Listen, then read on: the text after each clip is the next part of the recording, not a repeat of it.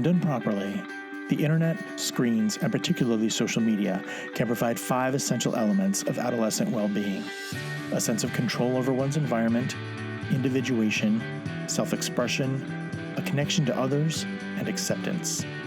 And then there is the abyss. Welcome to App-Propriate, a podcast designed to give you a little taste into the positives and negatives of the most popular social media apps, so that you and your most importants can make more informed, healthy, and safer choices when it comes to interacting through your screens. I'm your host, Joe Langford. Note that I said safer, not safe. Interacting through screens with other humans contains a degree of natural risk, just like real life. And I believe that education leads to empowerment, and I hope this information helps add a degree of safety, social responsibility, and good digital citizenship to your social networking and the conversations you have about it with your family.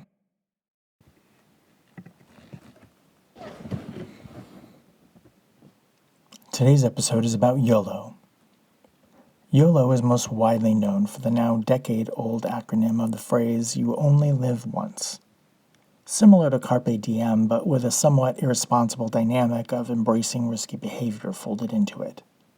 But Yolo is also a Snapchat-adjacent app with the potential for some of that aforementioned risk.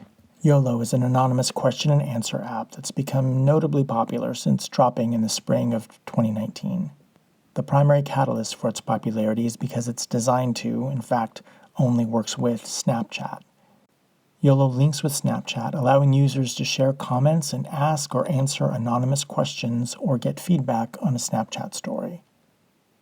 Whether logging into Yolo or connecting directly to Snapchat, users are invited to get anonymous messages and or create a question with customizable prompts, generally referred to as a sticker.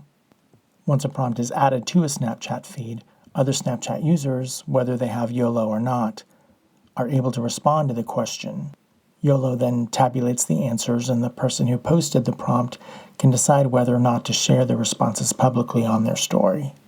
Think of it as an anonymous comment or suggestion box, but it's about your life. Yeah, so that twitch you just had in your gut is your adult concern kicking in. That concern is likely based on experience, with most of you listeners out there having already gone through the fiery, cringy self-esteem gauntlet that we now call adolescence. Teens and tweens are drawn to anonymous feedback apps because they're preoccupied with what others think about them. In adolescence, kids move from being the center of the universe that they used to be when they were younger, to actually understanding that they are but one person, sharing the planet with 7 billion other but one persons.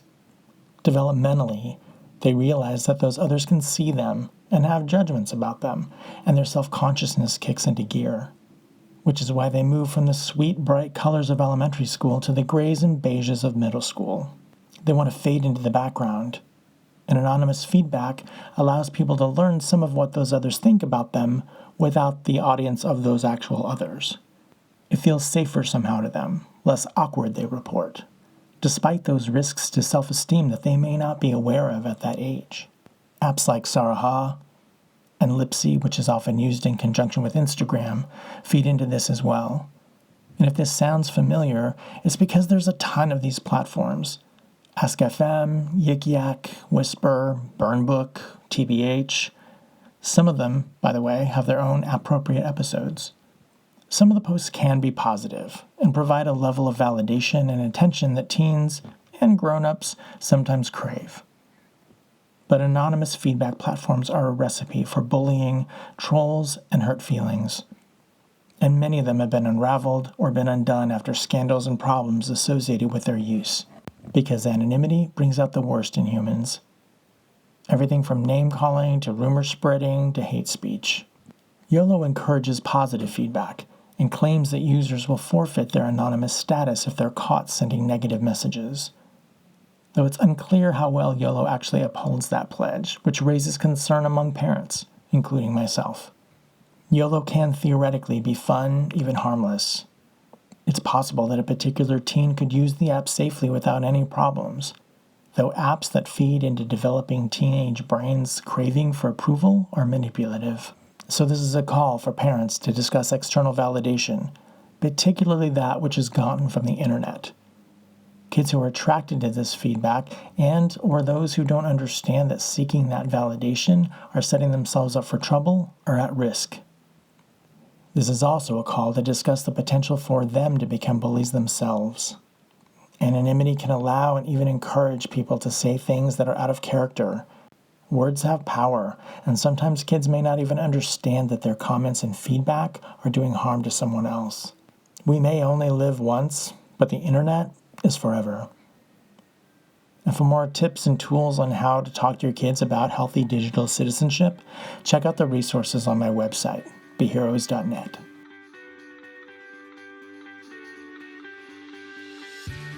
Thank you for listening. I'm Joe Langford.